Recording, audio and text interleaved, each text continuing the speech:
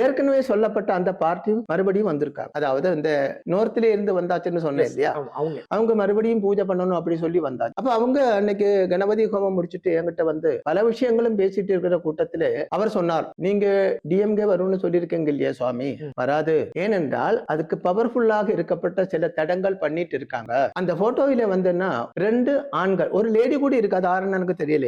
அநேகமா நான் யோசிக்கிறேன் மமதா பானர்ஜி ஆயிருக்குமோ என்று. ஆனா 2 ஆண்கள். அப்ப நான் அது நல்லா கிளாரிட்டி இல்லையே. அப்ப நான் சொன்னேன், இது இறந்து போனவருக்காக பூஜை பண்றீங்களா அப்படின்னு கேட்டேன். அதுக்கு தானே சாதாரண மனுஷனோட போட்டோ வச்சு பூஜை பண்ணுவாங்க, மற்ற தெய்வங்களோட போட்டோ தான். நிச்சயமா இல்லை, உங்களுக்கு தெரியுமா இது யாருன்னு? எனக்கு தெரியாது. அப்ப கூட இருந்த ஒரு ஆளு அடுத்த ஆளோட தொடையில இப்படி தட்டியாச்சு. அதிகமா சொல்ல வேண்டாம் அப்படின்னு அர்த்தம். அப்ப சொன்னார், அது ஸ்டாலினோடையும் உதயநிதியோடையும் போட்டோ தான், அவங்க வரக்கூடாது, டிஎம்கே அழியணும், கடவுளே இல்லை என்று சொல்லப்பட்ட ஒரு கட்சி பாரதத்தில் இருக்கக்கூடாது, தமிழ்நாட்டில் இருக்கக்கூடாது.